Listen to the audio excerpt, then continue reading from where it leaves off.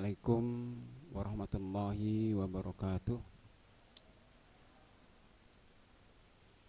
Alhamdulillahirabbil alamin. Wassalatu wassalamu ala asyrafil anbiya'i wal mursalin wa ala alihi wa sahbihi wa man da'a bi da'watihi wa sara ala nahjihi ila yaumiddin. Amma ba'du, fa yaqulu subhanahu wa ta'ala fi muhkami tanzilih: Ya ayyuhalladzina amanu taqullaha wa qulu qawlan sadida yuslih lakum a'malakum wa yaghfir lakum dzunubakum wa may yuti'illaha wa rasulahu faqad faza fawzan adzima. Hadirin sekalian, Bapak Ibu, saudara sekalian yang dirahmati Allah, alhamdulillah kembali Allah berkenan untuk meringankan langkah kita bisa menghadiri majelis ilmu yang sangat mulia ini. Tentunya kita berharap mudah-mudahan Allah Subhanahu wa taala senantiasa berkenan untuk meridhai pertemuan kita dan berkenan untuk mencatat semua upaya kita menjadi bagian dari ibadah kita yang mudah-mudahan bisa menambah beratnya timbangan kebaikan kita insyaallah nanti. Allahumma amin.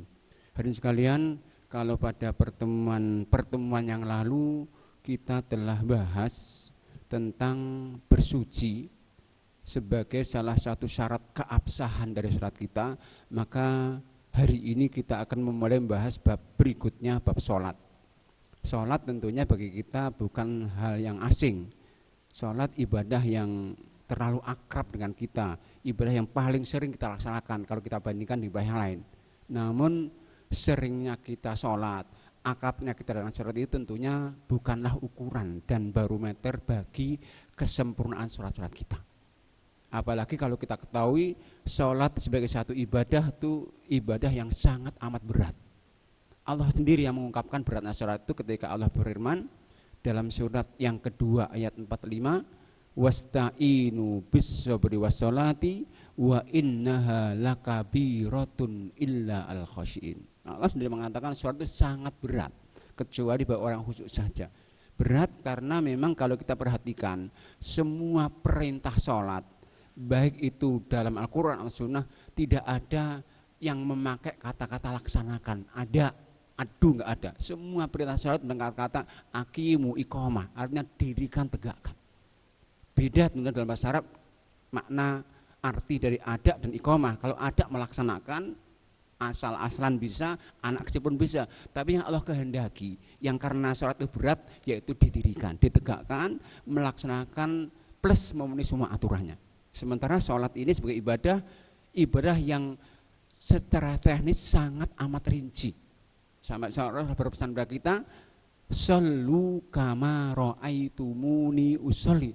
Sholatlah kalian tapi sebagaimana kalian melakukan. Rinci sekali takbirnya bagaimana, yang dibaca apa, rukuknya bagaimana, yang dibaca apa, sujudnya bagaimana, semua rinci sekali. Karena sekali lagi kita harus melakukan sebuah memberikan perhatian lebih dari kepada sholat ini. Itu yang pertama. Yang kedua, sholat di samping berat, ternyata dia oleh Allah dijadikan ibadah kunci, ibadah penentu, ibadah yang menjadi barometer bagi kebaikan seseorang. Ada kebaikan seorang itu termasuk kebaikan amal-amalnya ditentukan pada kebaikan dan tidaknya sholat. Rasulullah dalam hadisnya mengatakan, inna awwala ma yuhasabu alaihil abdu yaumal qiyamati sholat, fa in saluhat saluha sairu amalihi wa in fasadat fasada sairun amalihi. Sesungguhnya amal ibadah yang pertama kali akan Allah hisab dari setiap hamba Allah di hari kiamat nanti sholat. Kata Allah, barang siapa yang sholatnya itu baik, itu otomatis sebagai indikasi bahwa semuanya yang lain baik. Tapi sebaliknya, barang siapa yang sholatnya rusak, maka sebagai pertanda yang lain juga semua akan rusak. Pantas kalau kemudian Umar yang kita kenal sebagai orang yang cerdas, yang sering pendapatnya itu sesuai wahyu, pernah menjadikan sholat ini sebagai barometer untuk menyeleksi para pegawainya. Kata Umar, faman hafidhaha faqad hafidha dinahu wa man dhayya'aha fahuwa lima siwa. Barang siapa yang mampu menjaga sholat dengan baik, pasti dia akan mampu menjaga amanahnya. Tapi barang siapa yang sudah lalai sholatnya, mesti akan lebih lalai lagi terhadap amanah yang lain. Itu sholat.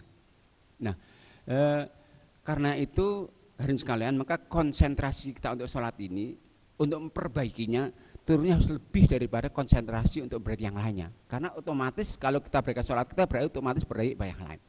Jadi kalau parameter kebaikan seorang makhluk itu ditentukan pada iman. Kenapa? Karena iman ini menjadi parameter dan ukuran bagi terimanya aktivitas baik. Tapi parameter kebaikan seorang muslim itu ditentukan pada sholat. Nah, kita akan bahas mulai hari tentang sholat. Mungkin nanti akan tidak cukup satu kali pertemuan, dua kali pertemuan, akan beberapa kali. Nah, kita baca mungkin kalau ada bawa makalahnya, saya berikan beberapa catatan mukadimah tentang sholat.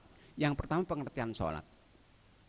Sholat itu secara bahasa mempunyai banyak arti. Dalam Al-Quran pun Allah menyebutkan kata-kata sholat dengan arti yang berbeda-beda.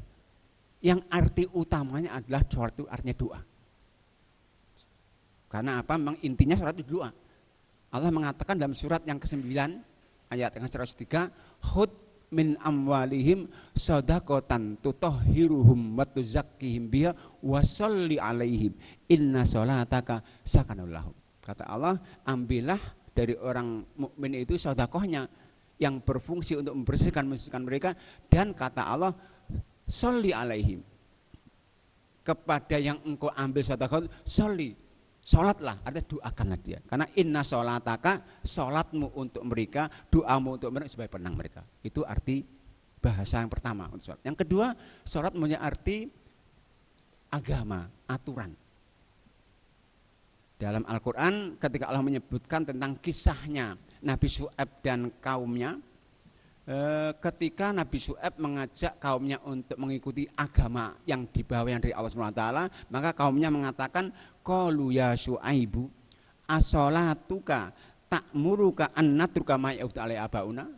Kata kaumnya Syu'aib, apakah salatmu dari Tuhanmu itu, aturan itu memerintahkan kamu agar kami meninggalkan apa-apa yang disembah dan mungkar. Yang kedua, ketika Al-Quran menyebutkan sholat dengan mempunyai arti rahmat, kasih sayang Allah, kebaikan dari Allah. Itu di berbagai kesempatan, contohnya surat yang ke-33 ayat 56 Al-Ahzab, di mana Allah mengatakan, innallaha wa malaikatahu yusalluna 'alan nabi ya ayyuhalladzina amanu sallu 'alaihi wa sallimu taslima. Sesungguhnya Allah dan malaikat itu sholat kepada Nabi. Allah sholat. Nah, sholatnya Allah kepada Nabi ini adalah rahmatnya Allah SWT.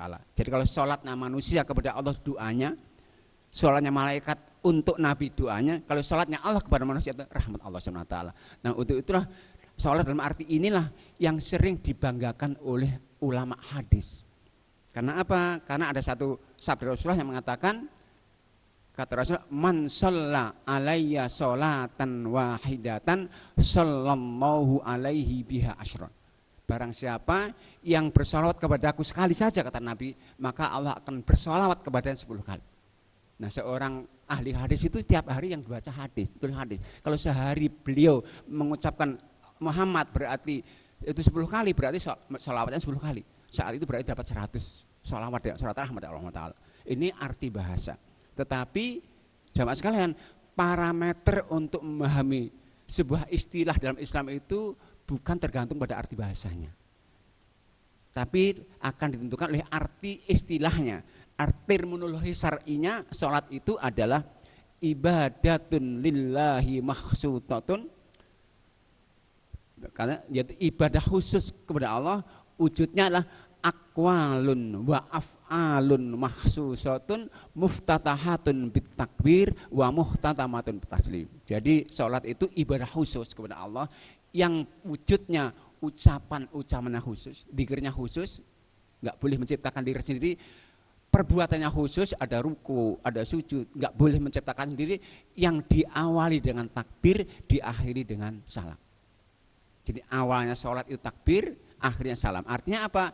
Orang itu kalau masbuk ke masjid misalnya, kalau dia menemukan imam dalam sujud, dia nggak boleh menunggu imam saya berdiri, harus ikut sujud. Tapi harus diawali dengan takbiratul ihram dulu. Nah, takbiratul ihram itu dengan berdiri, jangan sambil jalan. Kalau jalan berarti belum mengawali, nggak sah nanti. Dia berdiri dulu, takbir, kemudian baru sujud. Yang kedua, sholat itu diakhiri dengan salam. Artinya setelah sholat salam selesai berarti sudah usai. Sehingga kalau selama ini ada yang mengatakan salaman setelah sholat itu bid'ah, bermasalah. Udah selesai kok.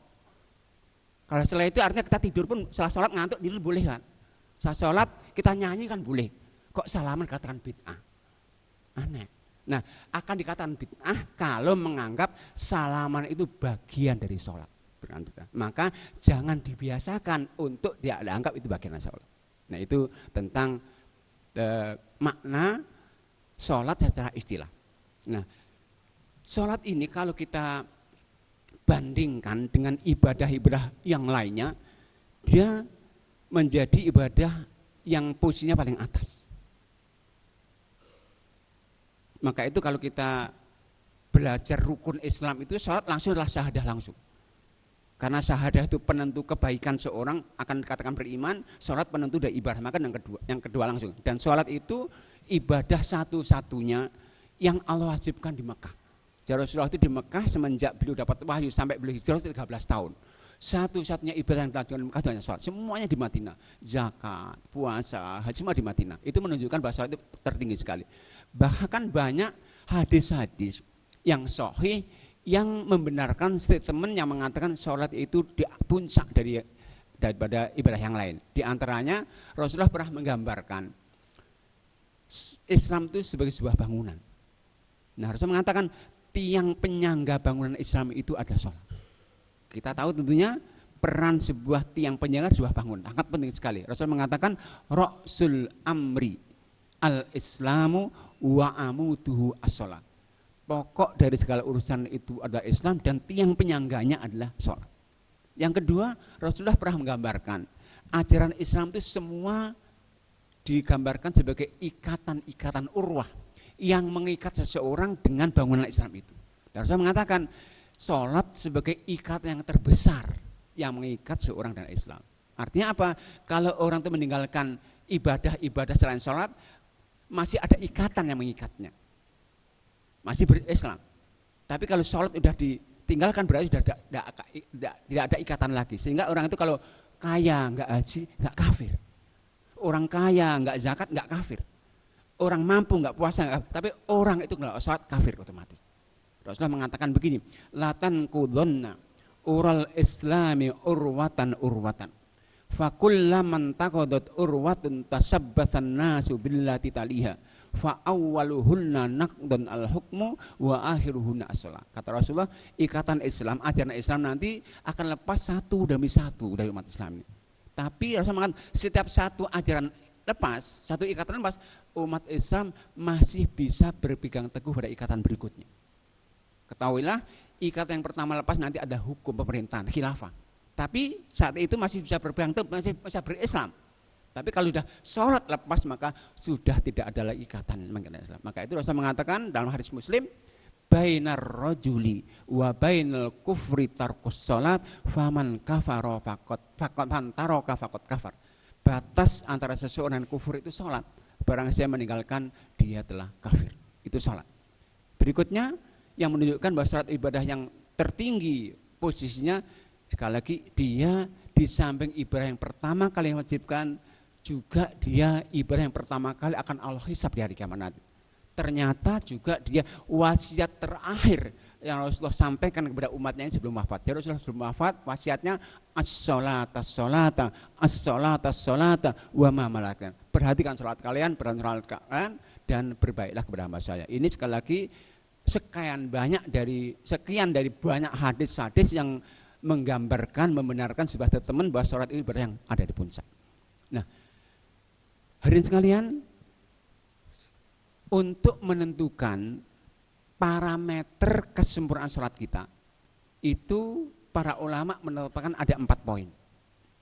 Yang 4 poin ini sebuah kesatuan yang nanti bisa kita jadikan bahan mengevaluasi apakah sholat kita ini sudah benar atau belum dengan parameter ini. Kalau belum berarti perlu kita perbaiki untuk kemudian menyempurnakan sholat kita. Nah, 4 parameter yang dijadikan ulama sebagai ukuran kebenaran kesempurnaan sholat itu, pertama adalah kontinuitas kita dalam menunaikan sholat, istiqomah kita dalam menunaikan sholat. Nah, ini penting Karena apa? Satu saja sholat kita tinggalkan berarti nggak sempurna. Karena penting, maka Allah pun sebutkan ini berat. Dan karenanya orang yang Allah sebutkan yang mampu merespon ujian hidup itu sifat pertamanya adalah orang-orang mampu sholat secara kontinu. Allah katakan itu dalam surat yang ke-70 Al-Ma'arij ayat 19 sampai 23. Allah katakan innal insana khuliqa halu'a idza massau syarru jayu'a wa idza massal khairu manu'a illal musallina alladzina hum ala sholatim da'imun. Nah, kontinuitas ini hadirin sekalian dua aspek. Dua aspek apa? Yang pertama kontinuitas yang berkaitan dengan jumlahnya, kuantitasnya. Artinya apa?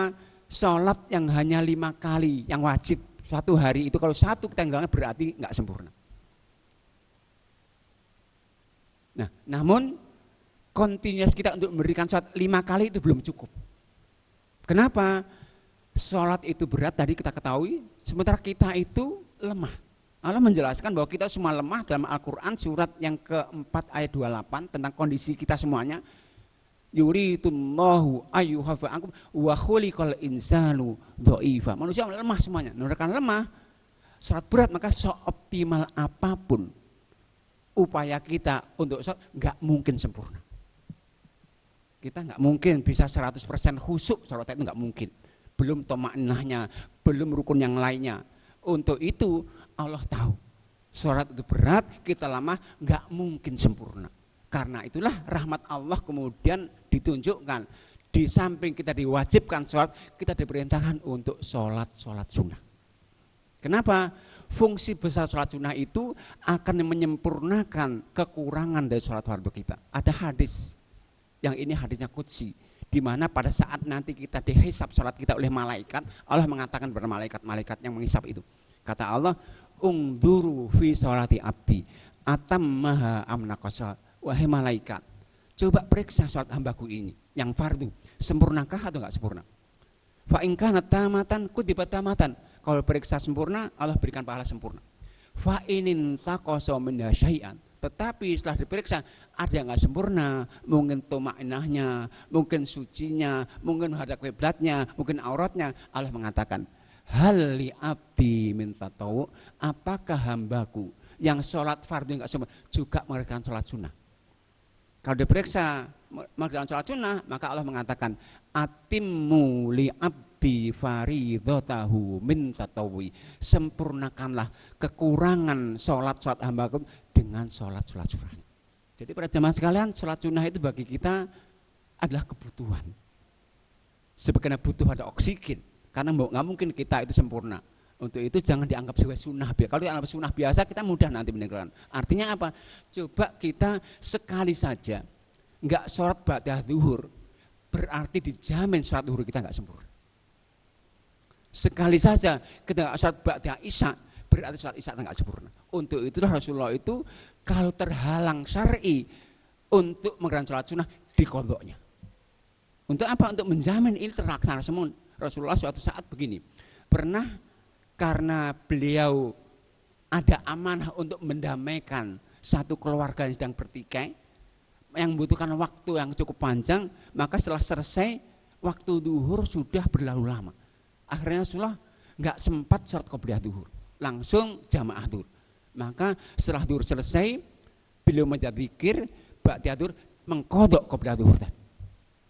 Suatu saat bahkan pernah Rasulullah SAW ketika sholat duhur selesai datang harta rampasan perang ghanimah.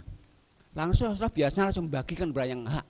Karena banyaknya ghanimah ini belum selesai membagikan, waktu asar tiba Rasulullah belum sempat sholat ba'da duhur. Maka setelah asar selesai beliau pulang ke rumah istrinya Ummu Salamah, sholat 2 rakaat lagi. Ummu Salamah heran. Ya Rasulullah, azida bis shalah, apakah ada tambahan sholat lagi kok Anda sholat ba'da asar? Kata Rasulullah, tidak ya Ummu Salamah, itu sholat ba'da duhur yang tadi aku enggak sempat karena kesibukan pada sholat aku. Bahkan Aisyah bercerita, suatu malam ketika Rasulullah sakit, enggak sholat sunnah lail, dikodoknya di siang hari. Untuk apa? Karena ini sekali lagi untuk menjamin enggak terlewatkan. Karena kebutuhan kita sesama untuk menyempurnakan sholat fardu kita yang sempurna. Itu yang pertama. Kesempurnaan sholat kita ditentukan pada kontinuitas kita dalam menjaga kuantitasnya banyak. Yang kedua, kontinuitas ditentukan, kesempurnaan sholat ditentukan pada kontinuitas kita dalam menjaga sholat secara kualitas. Jadi kontinuitas itu dilihat dari aspek kuantitasnya dan juga kualitasnya. Kualitas sholat itu, Bapak Ibu sekalian, diantaranya yang terpenting ditentukan pada kemampuan kita untuk mengerjakan sholat itu di awal waktunya. Rasulullah ditanya kok, ahabul a'mali ilallah as-sholatu fi awwali waqti. Amal yang paling dicintai Allah itu sholat yang dikatakan di awalnya. Dan Rasulullah mengatakan hadis riwayat Tirmidzi, hadisnya sahih ini, Rasulullah mengatakan begini, as-sholatu fi awwalil waqti ridwanullahi wa fi akhirihi afwullah. Salat yang didirikan di awal waktu itu Allah ridho, Allah senang sekali. Tapi salat yang didirikan di akhir waktu itu Rasul mengatakan itu ampunan Allah. Ampunan itu apa? Sesuatu yang salah. Maka itu kalau kata akhir waktu berarti salah. Nah, sementara ampunan Allah itu terhadap sebuah kesalahan itu hanya diberikan kalau kesalahan itu tidak sengaja. Jadi sholat di akhir waktu ampunan itu diampuni, diberikan kalau kesalahan nggak sengaja. Allah mengatakan hal itu dalam surat An-Nisa ya, surat 4 ayat 17. Bahwa taubat Allah itu hanya pantas diberikan yang salahnya nggak sengaja. Allah berfirman, innamat taubatu 'alallahi lilladzina ya'maluna su'a bijahalatin tsumma yatubuna min qarib. Sesungguhnya taubat Allah itu hanya pantas diberikan kepada mereka yang melakukan kesalahan karena kejahiliannya, kebodohannya, bukan sengaja. Oleh karena sholat di akhir waktu ampunan Allah dan ampunan diberikan yang asal, maka kita itu baru boleh sholat di akhir waktu yang karena diampuni kalau nggak sengaja, tertidur, terlupa. Kalau sengaja berat potensi diampuniannya. Untuk itu seorang sahabat ketika bercerita tentang tetangganya, dia ada sahabat ini datang Rasulullah, ya Rasulullah, sampai tetangga ini rajin sholat, tapi sholatnya dikerjakan di akhir waktunya. Rasulullah mengatakan, mengomentari, tilka sholatul munafik, itu sholatnya orang munafik itu. Al-Quran pun mengatakan surat 4142, innal munafiqina yukhadi'unallaha wa huwa khadi'uhum wa idza qamu ilas sholati qamu kusala. Orang munafik itu maunya menipu Allah, tapi Allah nggak bisa ditipu. Orang munafik itu kata Allah di antara sifatnya kalau sholat malas-malas, datang waktunya nanti dulu. Kalau di akhir waktunya baru sholat. Nah, penyakit munafik ini, nifak, penyakit yang sewaktu-waktu bisa menyerang kita. Persis penyakit syirik, riya. Untuk itu kita harus waspada. Barangkali kita juga pernah merasakan penyakit ini datang kepada kita. Kita mungkin pernah ya, sudah niat untuk bangun sholat malam, kita pasang alarm jam 3:30, deket ini dengan subuh ini. Kadang-kadang bel pertama, ya Allah nanti dulu ya Allah, nanti dulu ya Allah. Ini penyakit ini, hati-hati, karena ini sekali lagi ini penyakit yang sewaktu menyerang kita. Sementara sholat di akhir waktu itu adalah ampunan Allah yang Allah berikan kalau kita nggak sengaja. Itu sekali lagi pertama yang merupakan barometer kesempurnaan sholat, kontinuitas kita. Yang kedua, barometer kesempurnaan sholat ini ditentukan pada kemampuan kita untuk menjaga adab-adab sholat. Adab sholat itu kaitannya dengan syarat sholat, rukun sholat, wajib sholat, dan sunnah sholat. Nah, inilah yang saya katakan sangat rinci itu, teknisnya. Oleh karena pentingnya ini, kenapa penting? Karena ini menentukan kesempurnaan. Bahkan bisa jadi satu adab kita tinggalkan, itu bisa menyebabkan sholat kita gugur nggak sah. Untuk itulah Rasulullah pernah suatu saat berada di masjidnya. Kemudian ada seorang sahabat sholat, rupanya menarik perhatian Rasulullah. Setelah selesai sholat, Rasulullah mendekatinya dan mengatakan kepadanya, "Sholli fa innaka lam tusolli." Ulangi salatmu, engkau belum salat. Akhirnya sahabat ini mengulangi lagi, mulai takbir, rukuk sampai salam kedua kali. Rasulullah kembali mengatakan, "Sholli fa innaka lam." Ulangi salatmu, engkau belum salat. Mengulangi lagi. 3 kali selesai, disuruh lagi mengulangi. Akhirnya sahabat mengatakan, "Ya Rasulullah, inilah uhsinu ghairuha." Yang bisa aku kerjakan seperti itu. Maka baru Rasul mengatakan, ada satu hal yang engkau tinggalkan saat sholat tadi, yang mengakibatkan sholatmu nggak sah. Untuk itu aku perintahkan untuk engkau ulangi. Kamu sholat dengan tidak tumakninah. Tumakninah satu rukun saja. Ternyata setelah tinggalkan, dianggap nggak sah. Maka itu kita harus perhatikan ini. Untuk itulah ini pun Allah sebutkan. Orang yang mampu menjaga adab sholat ini sebagai salah satu sifat dari orang-orang mukmin yang akan dijamin bahagia masuk surga nanti. Surat 23 ayat 9, juga surat 70 ayat 34 Allah mengatakan tentang sifat itu, walladzina hum ala sholawatihim yuhafidun. Yang kedua, yang ketiga, parameter sempurna salat ini ditentukan pada kemampuan kita untuk khusyuk pada saat kita salat. Ini Pak mengatakan yang terpenting dari yang penting. Karena apa? Ini menentukan keabsahan, menentukan pahala sekaligus. Untuk itu, karena terpenting ini, Allah pun sebutkan sebagai sifat pertama dari orang-orang beriman yang dijamin beruntung bahagia di akhirat nanti. Allah sebutkan itu dalam surat yang kedua 3, Al-Mu'min ayat 2 langsung, qad aflahal mu'minun, langsung alladzina hum fi sholatihim khashi'un. Sungguh berbahagialah orang beriman itu, yaitu pertama kali mereka-mereka yang khusyuk dalam sholatnya. Khusyuk itu berjamaskan yaitu intinya konsentrasi dengan apa yang kita sedang kerjakan, sholat itu. Sebetulnya kalau kita sedikit saja mentelaah tentang bagaimana semestinya sholat itu dan apa yang terjadi dalam sholat kita itu, kita akan malu kalau nggak khusyuk itu. Allah nggak akan menghiraukan kita sholat dengan mengucapkan zikir yang benar, tapi pikiran kita kemana-mana. Sekali lagi, kalau kita perhatikan bagaimana yang terjadi dalam sholat itu, kita akan malu. Bagaimana bisa malu? Rasulullah mengatakan begini tentang hadis qudsi. Kata Allah Subhanahu Wa Taala, qasamtus sholata baini wa baina abdi qismaini. Aku bagi sholat ini 2 bagian. Satu bagian untukku, hakku, dan satu bagian untuk hambaku, haknya. Akan aku beri yang haknya ini.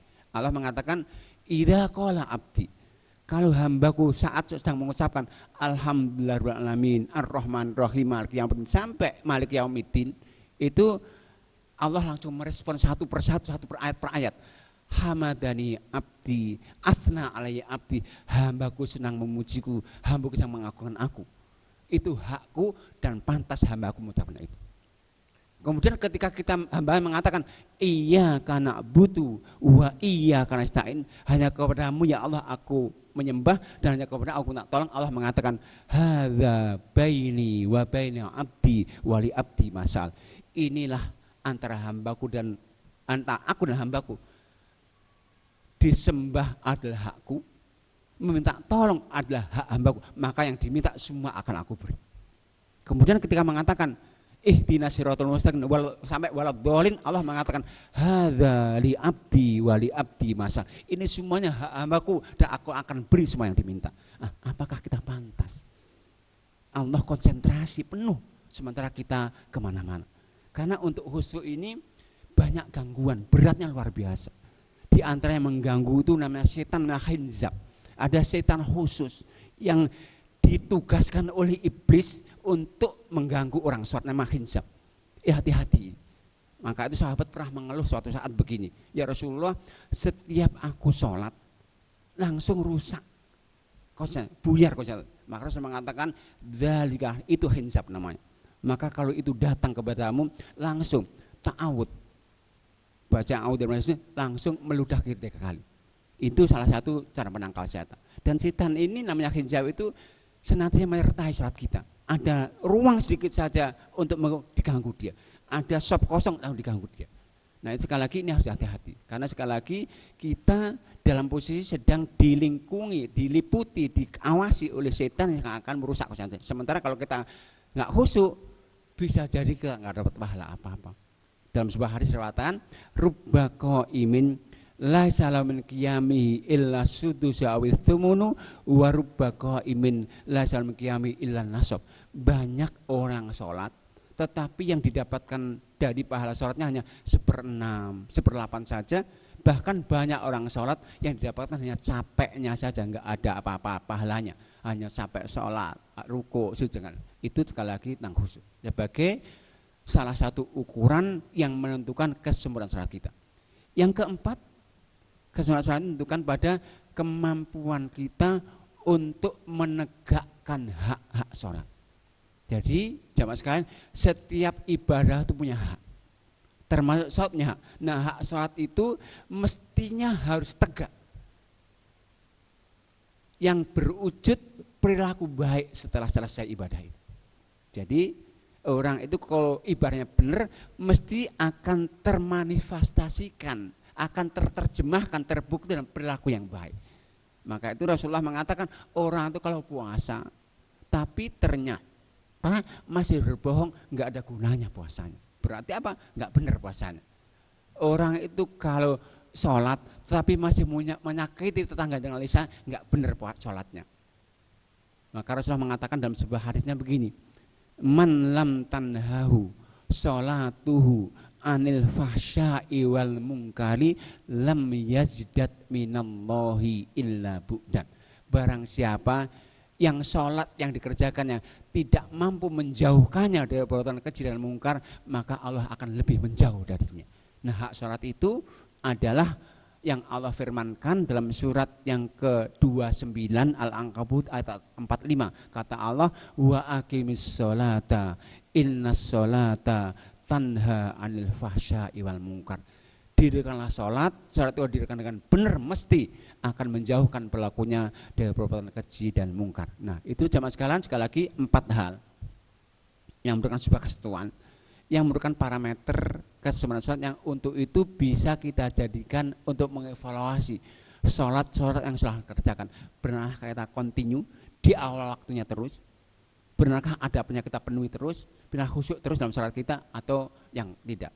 Nah, kalau kita evaluasi ternyata kurang, kita sempurnakan bagi upaya kita memperbaiki sholat kita dan sekaligus ibadah kita di masa yang akan datang. Nah, itu sholat. Nah, kemudian saya akan jelaskan tentang pendapat para ulama kita tentang mereka menegakkan sholat. Sebelum nanti kita akan coba mempraktekkan bagaimana berdiri sholat, bagaimana sholat. Nah, para ulama untuk menyimpulkan hukum bagi yang menegakkan itu dilihat dari sebabnya. Sebab yang pertama, kalau orang itu memang nggak mau sholat atau sholatnya sepekan sekali, setahun sekali, semua ulama sepakat itu kafir. Nah, kalau kafir berarti hukum kafir, nggak berhak menjadi wali anaknya yang nikah, nggak berhak untuk dirawat ketika meninggal nanti, nggak boleh masuk Mekah, nggak berhak sembelihannya nggak sah, dan banyak sekali konsekuensinya. Itu yang pertama. Yang kedua, kalau nggak sholat karena sebab malas, ya kadang-kadang sholat, kadang-kadang ditunda di akhir waktunya. Nah, ini para ulama ada 2 pendapat. Kalau pendapat ulama salaf kita, para sahabat Umar, Ibnu Mas'ud mengatakan ini kafir. Termasuk Imam Ahmad.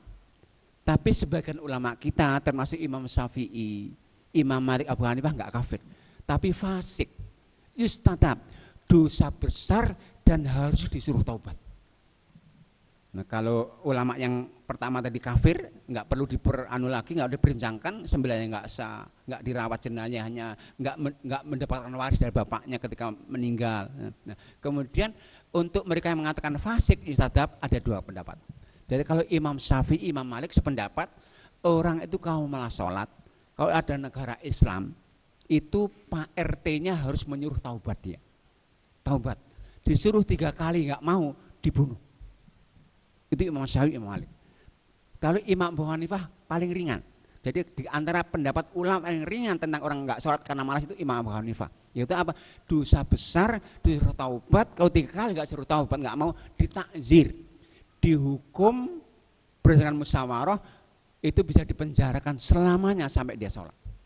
Itu pendapat yang teringan dari para ulama kita tentang mereka yang nggak sholat karena malas. Nah kalau ini diberlakukan di Indonesia, maka penjara penuh ini Indonesia. Nah itu tentang hukum sholat.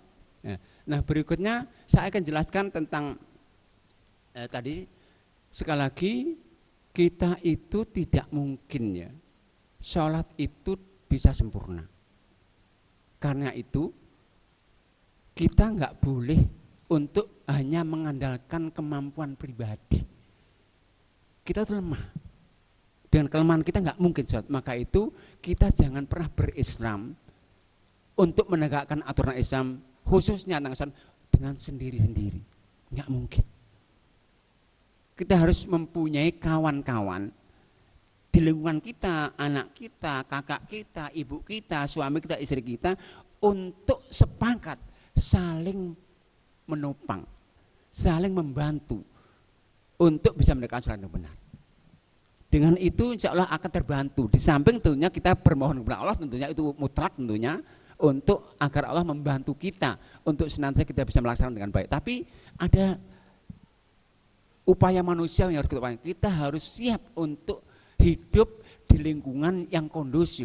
Ciptakan lingkungan di kalangan hidup, tempat kita kerja, tempat kita main, tempat kita bermain, itu tempat-tempat yang memang kondusif. Masyarakatnya siap untuk saling menasihati, khusus dalam syarat ini. Allah katakan orang demikian itulah orang-orang yang nanti berpotensi dapat rahmat Allah Subhanahu wa taala. Dalam lingkungan keluarga saja misalnya Rasulullah mengatakan begini, rahimallahu ra'an qama minal laili fa aqadam ra'ata fa in abad nadhal ma' wajhiya wa rahamul ra'atan qama minal laili fa aqadat zaujah fa in aba nadhatil ma' wajhi.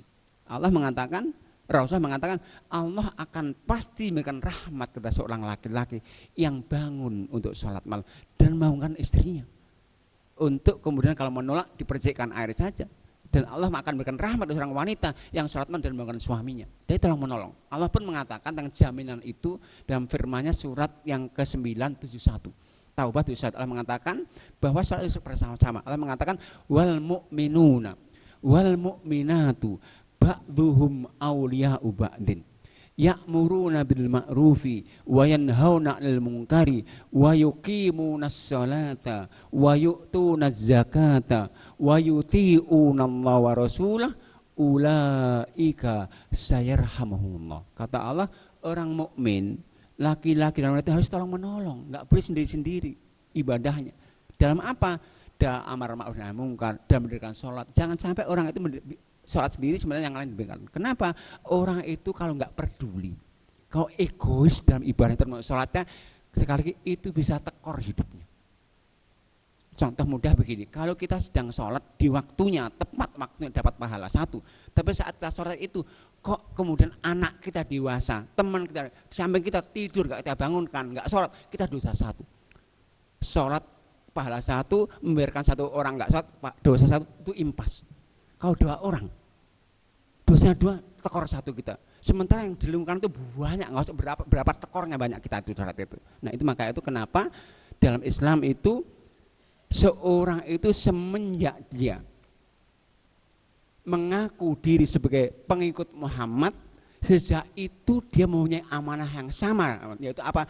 Yaitu menyampaikan dakwah amar ma'ruf nahi munkar. Allah mengatakan dengan pasti secara eksplisit dalam firman-Nya surat 12:108, Kul hadhihi sabili ad'u ilallahi ala basiratin ana wa manittaba'ani. Kata Allah, katakan Muhammad, inilah profesi utamaku dan profesi utama dari setiap mereka yang mengikuti aku, orang beriman. Apa itu? Yaitu mengajak kepada aturan Allah Subhanahu wa taala. Maka sekali lagi, kepedulian kita amar itu suatu hal yang sifatnya fardu ain, bukan fardu kifayah ini. Karena kalau kita biarkan orang itu nggak beribadah, maka kita akan ikut kontribusi dan ikut karena dapat dosa karenanya. Nah, itu tentang kenapa kita harus bersama-sama. untuk sekali menjamin sholat kita itu baik dan kontinu. Nah, dari kalian mungkin sementara itu ya, kalau ada ingin menambahkan, masih waktu panjang ini, nanti akan tambah lagi teorinya. Silahkan kalau ada yang ingin bertanya, silahkan.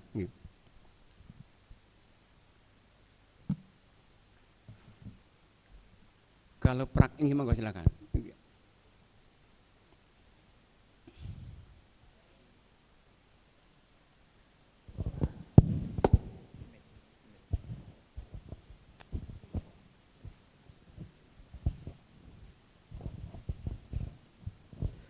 Assalamualaikum warahmatullahi wabarakatuh. Waalaikumsalam warahmatullahi wabarakatuh. Saya mau nanya tentang sholat, Pak Yai.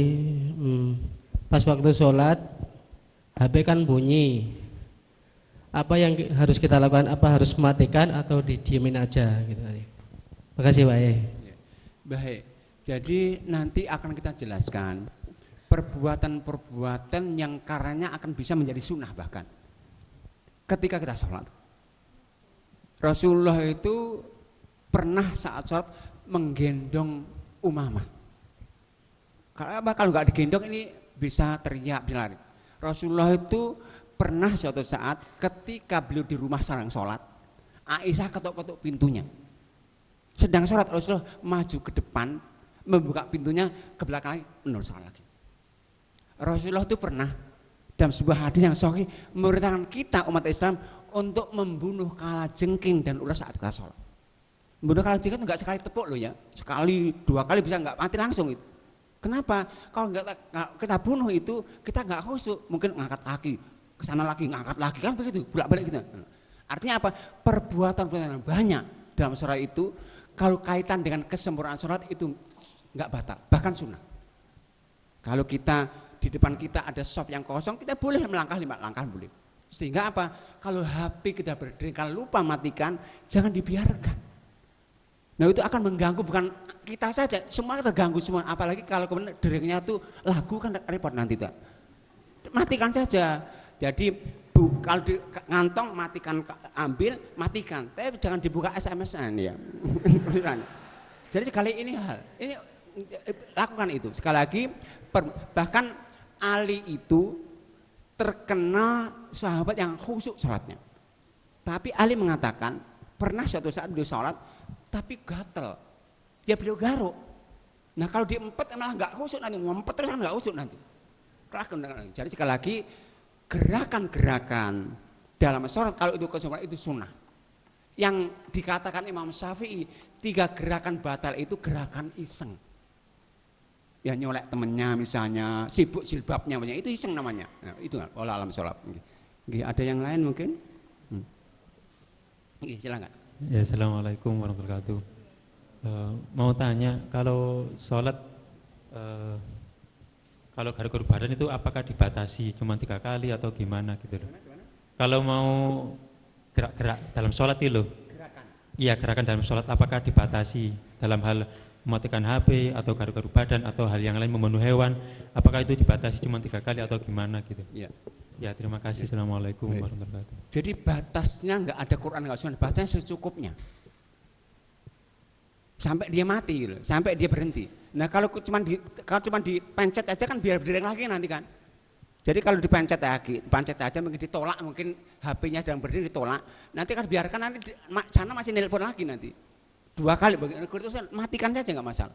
Nggak ada batasannya. Batasnya adalah secukupnya. Jadi satu ketentuan itu kalau nggak ada Quran sunnahnya yang dipakai nama al-urfu. Al-urfu adalah tradisi yang dianggap itu mencukupkan. Nggak cukupan. Contohnya begini.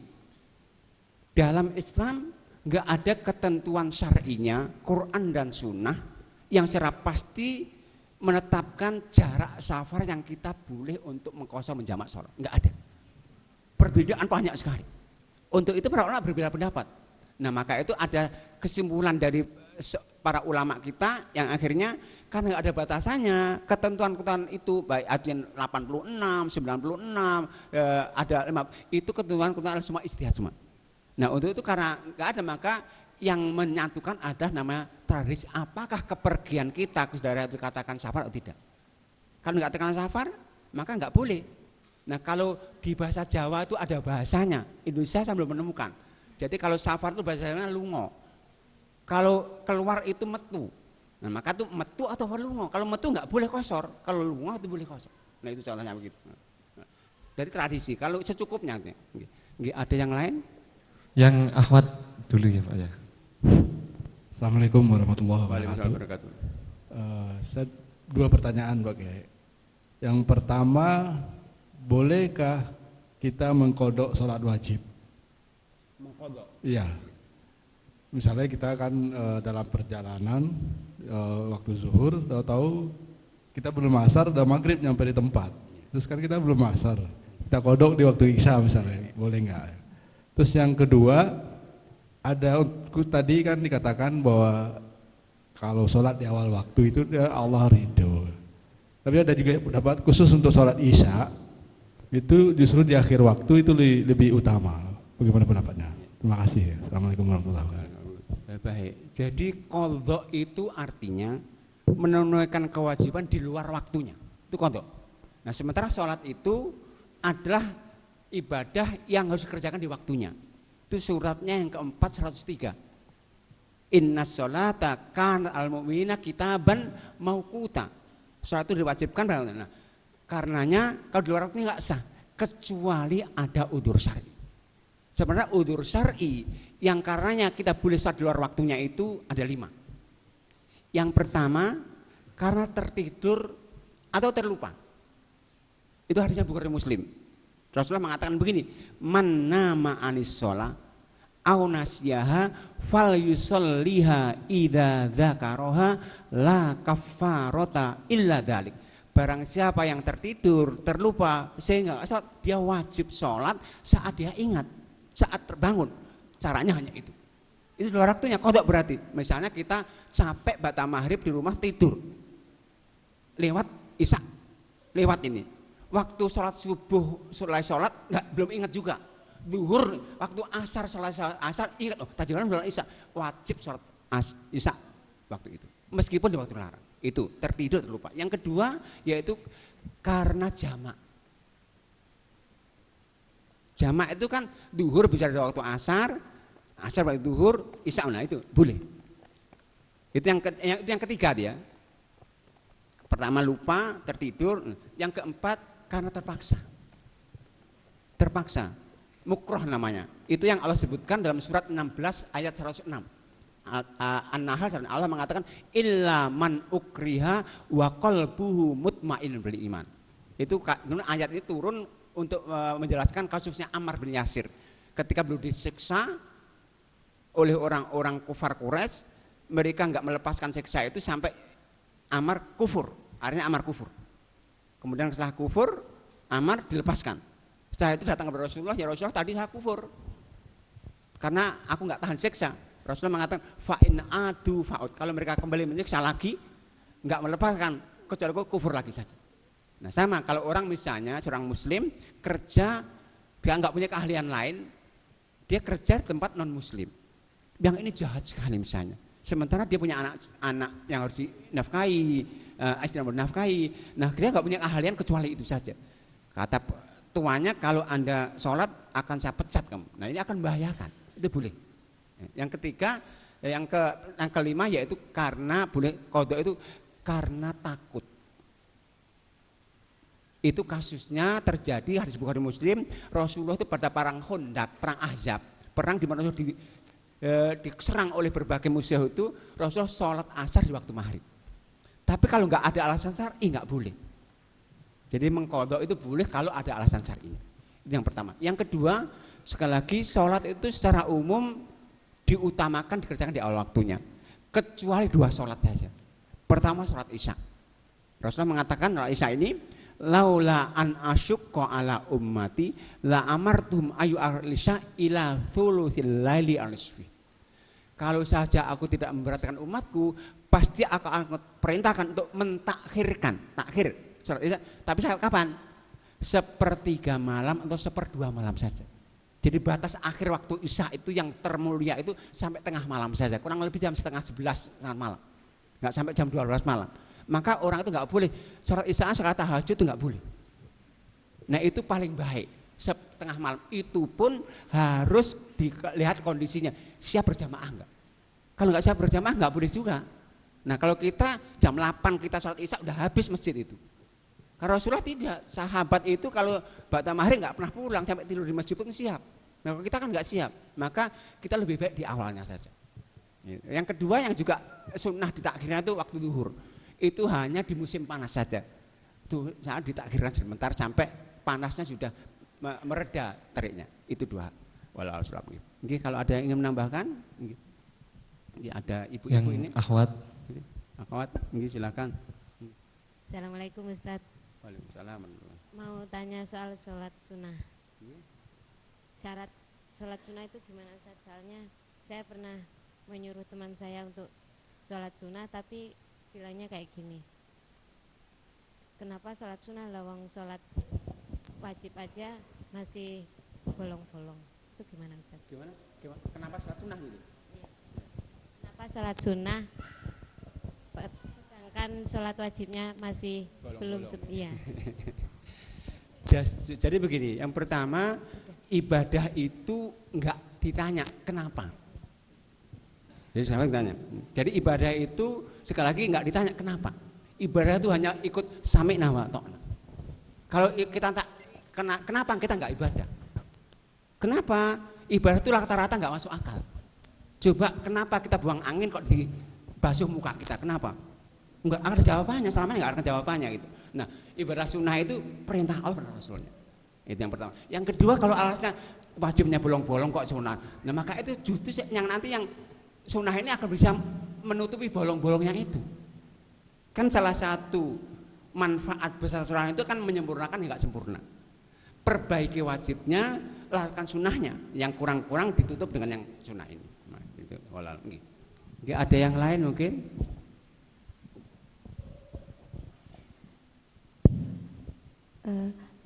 Ustadz mau tanya, tadi kan dikatakan seandainya kita sholat jamaah lalu imam sudah sujud, kita takbir dulu lalu ikut sujud, apakah nanti setelah salam kita menambah 1 rakaat lagi atau tidak?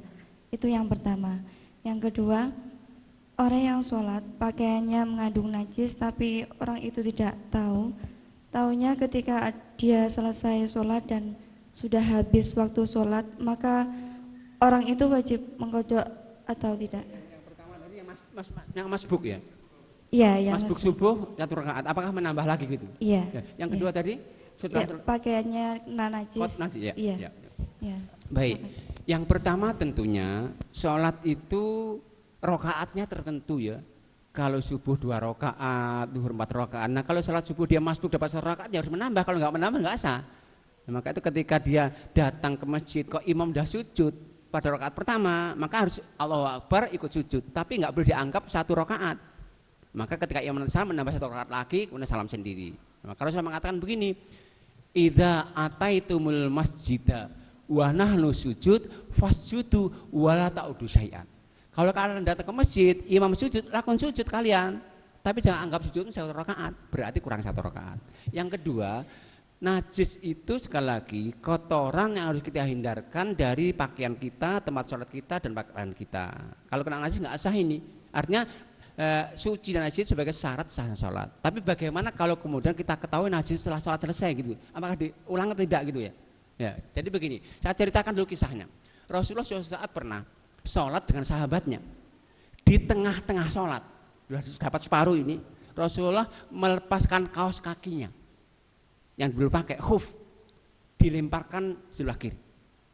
Nah setelah Rasulullah melemparkan kaos kakinya, sahabat yang belakang semuanya ikut-ikut melepaskan, dilemparkan juga. Setelah selesai sholat, Rasulullah tanya, kenapa kan melepaskan? Sahabat semua menjawab, ya Rasulullah, kami kan disuruh ikut Anda. Nah Anda lepaskan, kami lepaskan juga.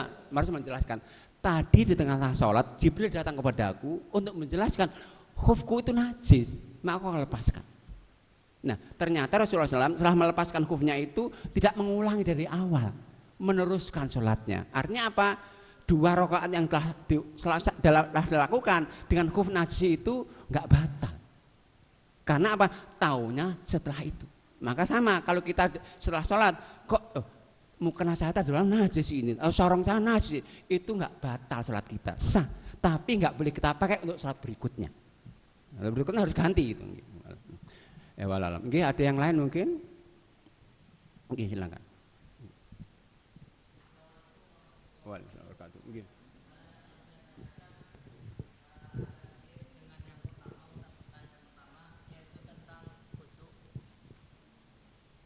Cek. Yaitu tentang khusyuk. Khusyuk itu dalam Al-Quran sudah jelas sholat itu bukan tidak diterima, tapi mungkin amalnya atau pahalanya itu dikurangi karena tidak khusyuknya. Tapi ketika itu juga Rasulullah mungkin juga bisa dikatakan tidak khusyuk saat beliau ngendong anak, beliau juga ingat-ingat pada yang lainnya. Lah sekarang pertanyaannya, pengertian khusyuk dalam sholat yang sesungguhnya itu seperti apa, Ustaz?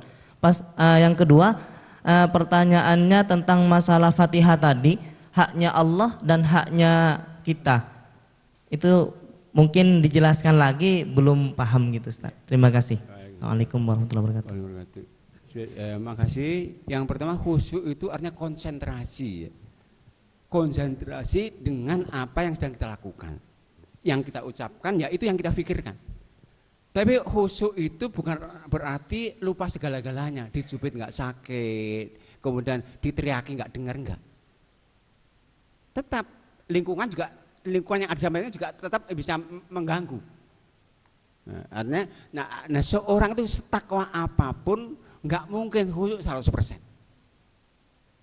Tapi Allah mengatakan orang itu ketika kemudian berupaya khusyuk, kok kemudian datang pikiran yang merusak khusyuk, tidak boleh diterus-teruskan, harus segera dikembalikan.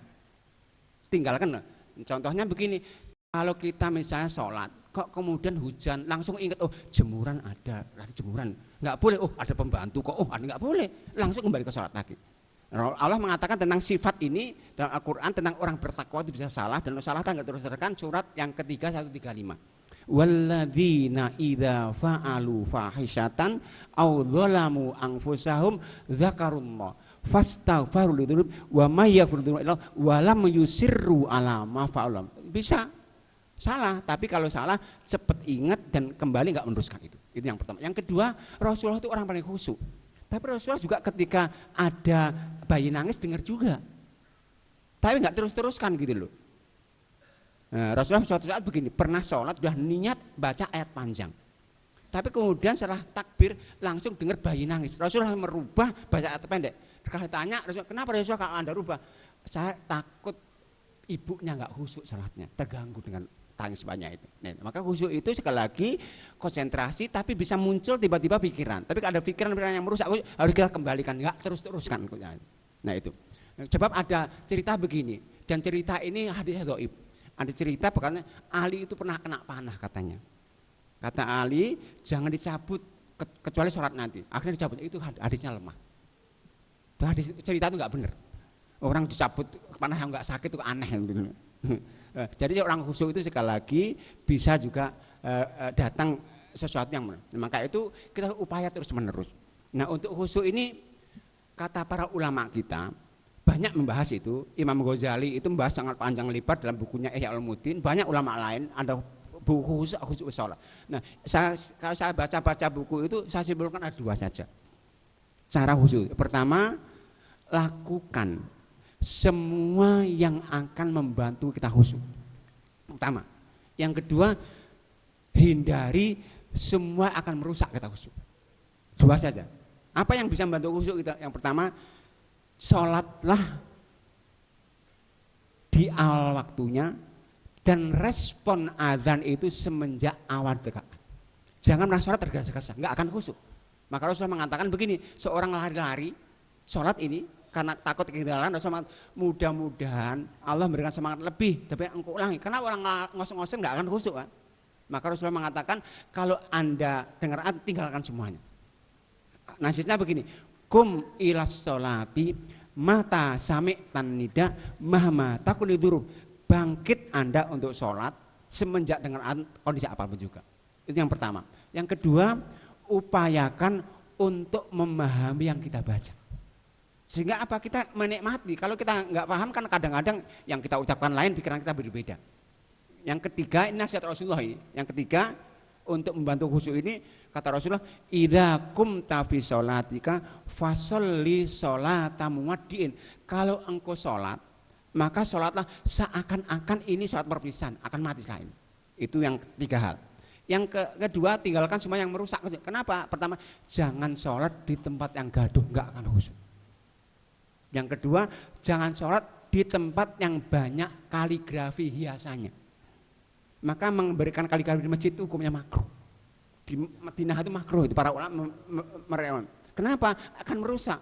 Bahkan kadang-kadang kita kan sajadah baru aja kan rusak konsepsi. Akhirnya apa?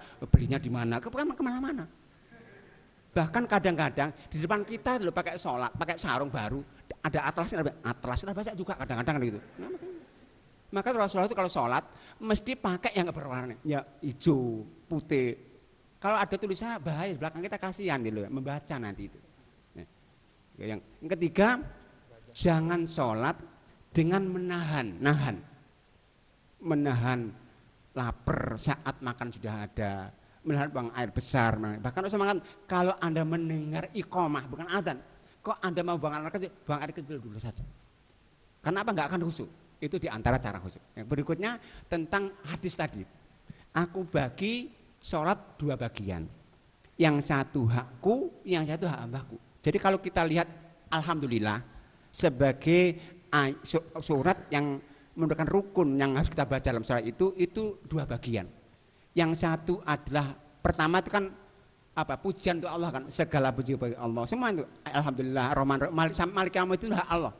Kata Allah menjawab, ini hakku untuk dipuji. Kemudian setelah kita mengucapkan, iyyaka nasta'in, itu kan permohonan kita kepada Allah. Nah, Allah mengatakan ini hak hambaku yang diminta akan aku beri semuanya. Jadi haknya Allah untuk dipuji, hak hamba meminta, maka yang Allah katakan yang diminta akan aku beri semuanya. Itu maksudnya. Nggih, ada yang lain mungkin? Waalaikumsalam.